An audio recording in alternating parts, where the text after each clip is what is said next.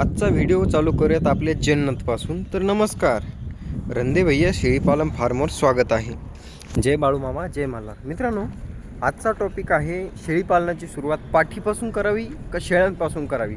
दोन्हीची हे म्हणजे शेळींचेही चालू केल्यानंतर नफे तोटे सांगतो, पाठींचेही नफे तोटे सांगतो. बाकीची तुमची इच्छा, तुम्हाला काय करायचं ते तुमच्या मनावर आहे. कारण ही दुनिया अशी आहे, मला जे करायचं मी तेच करणार. भले रंदे भाया काही सांगू किंवा मग रंदे भायाचं स्वतःचंच मन असं आहे, कोणी काही सांगितलं जे रंदे भायाला करायचं तेच करणार आहे. तर मी फक्त तुम्हाला काय सांगणार आहे, पाठी घेतल्या तर काय नफा तोटा होईल आणि शेळ्या घेतल्या तर काय नफा तोटा होईल. दोघांचं गणित कसं आहे तर ते तुम्ही समजून घ्या. आणि बाकी तुमची इच्छा, पाठीपासून सुरुवात करायची की शेळ्यापासून करायची हे तुमचं तुम्ही बघायचं. चला तर मित्रांनो, सर्वप्रथम आपल्या चॅनलवरती 50,000 सबस्क्रायबर कंप्लीट होणार आहे, तेवढं सबस्क्राईब करून घ्या. बघा, गणित जर बघितलं, साहजिक आहे मोठ्या शेळ्या आणि लहान पाठी यांच्यामध्ये मोठा डिफरन्स एक येतो. तो म्हणजे काय की मोठी शेळी जर तुम्ही घेतली तर तिचे पिल्लं जे आहे ती पिल्लं देण्याची कॅपॅसिटी ही पाठीपेक्षा वाढीव असते किंवा जास्त असते. पहिलरू पाठींमध्ये एक गोष्ट जी आहे ती म्हणजे काय, एक पिल्लू देण्याची कॅपॅसिटी एखाद्या वेळेस जास्त असू शकते. तीच कॅपॅसिटी डबल पिल्लू देण्याची ही मोठ्या शेळींची जास्त असते. हा एक पहिला मुद्दा आहे पाठींमध्ये आणि शेळ्यांमध्ये, की पाठ घेऊ की शेळी घेऊ. तर सगळ्यात पहिला मुद्दा हा येतो की मोठी शेळी जर तुम्ही घेतली तर पिल्लू होण्याची जी क्षमता आहे ती मोठ्या शेळीची सुरुवातीला जास्त असते. पाठ बी एक वेत झाल्यानंतर दुसऱ्या वेताला 2-2 पिल्लं द्यायला सुरुवात करते.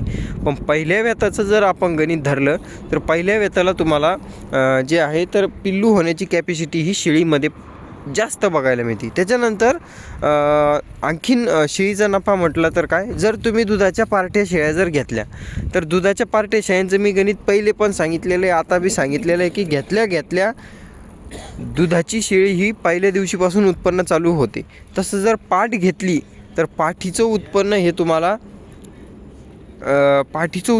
तुम्हाला कमी बघायला मिळेल किंवा मग ती लागवड झाल्यानंतर येईल आणि त्याच्यानंतर ती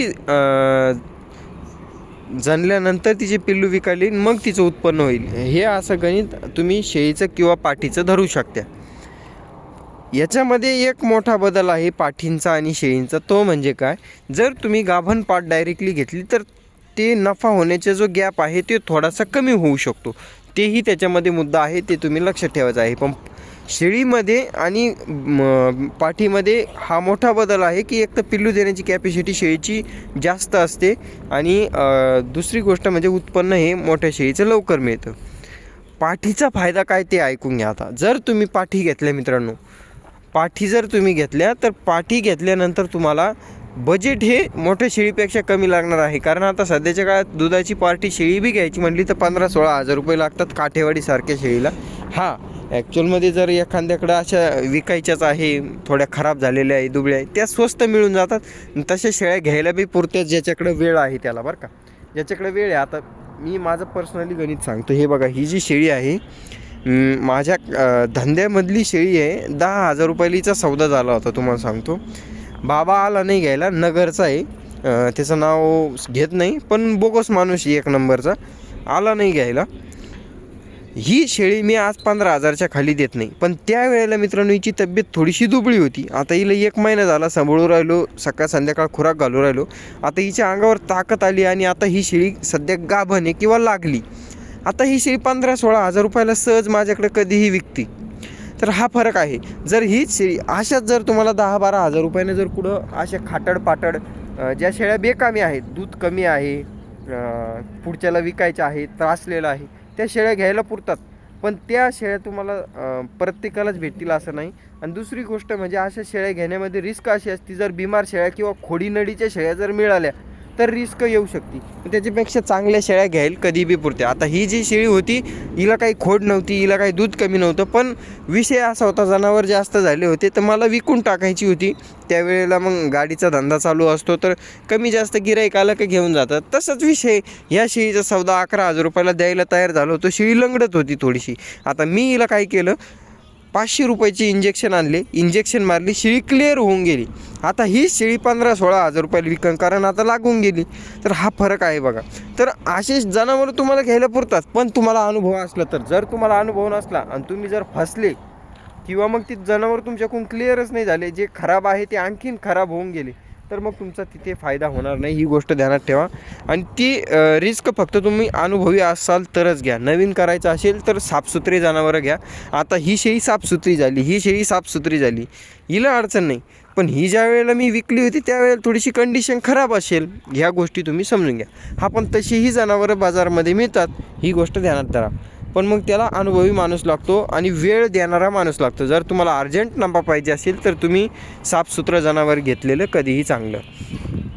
पाट घ्यायचा सगळ्यात पहिला फायदा. पाट जर तुम्ही मित्रांनो घेतली तर त्या पाठीला बजेट कमी लागणार आहे. दुसरी गोष्ट, नवाड जनावर तुम्हाला मिळतं.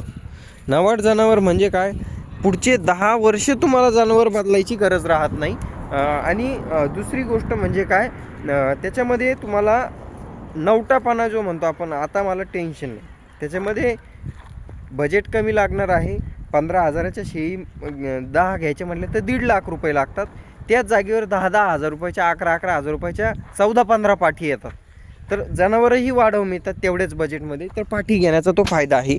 दुसरी गोष्ट म्हणजे 10 शेळ्यांमध्ये तुमची 20 पिल्लं होणार होते.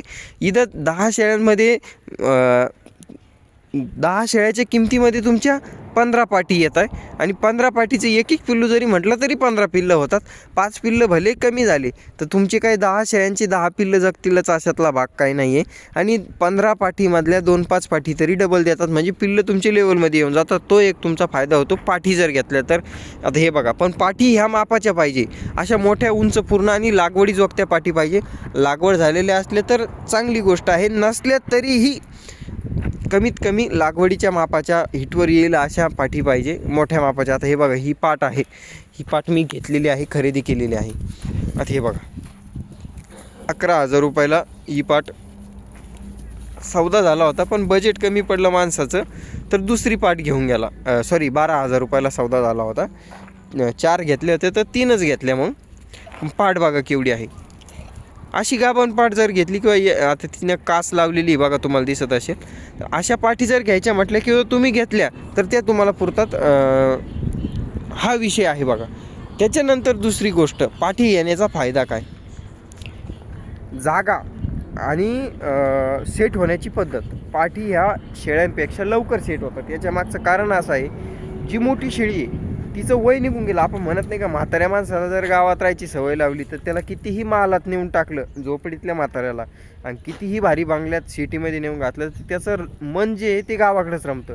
तसं छोट्या पाठींचं नाही आहे. त्यांना तुम्ही कुठेही सेट करा, त्या फास्ट सेट होऊन जातात. हा एक फायदा आहे पाठींचा. शेळ्या बी सेट होतात, अशातला भाग नाही बरं का, शेळ्या सेट होत नाही, म्हातारे माणसं बी सेट होतात, पण त्याला लई कस काढावा लागतो. नाही तुला आता राहावंच लागेल अशातला विषय. आणि तशी क्वालिटेड जेवण बी द्यावं लागेल त्याला, ही बी गोष्ट ध्यानात द्यावा. जर म्हाताऱ्याला सिटीमध्ये नेऊन घातलं, फक्त राहायला चांगली जागा दिली, पण त्याला जे खाद्य, जे ओरिजिनल गावरान खाद्य जे गावाकडं मिळत होतं ते जर नाही मिळालं, त्याचं मन रमणार नाही किंवा बिमार पडेल. तसंच शेळ्यांचं पण आहे.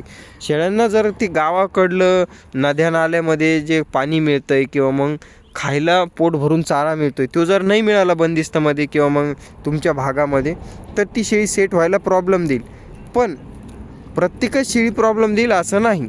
आणि जर कस काढला, जर खाय प्यायला व्यवस्थित चारा दिला तर तोही प्रॉब्लेम तुम्हाला येणार नाही. ही बी गोष्ट तुम्ही ध्यानात धरा.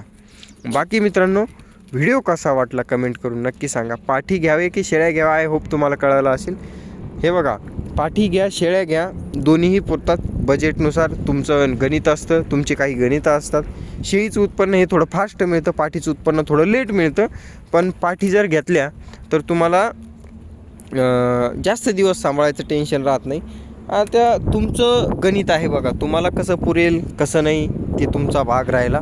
त्याच्यानंतर तुम्हाला जर पिल्लंपासून संगोपन करायचं असेल, बोकडापासून करायचं असेल, त्याच्यासाठी वेगळा व्हिडिओ पुढचा येईल.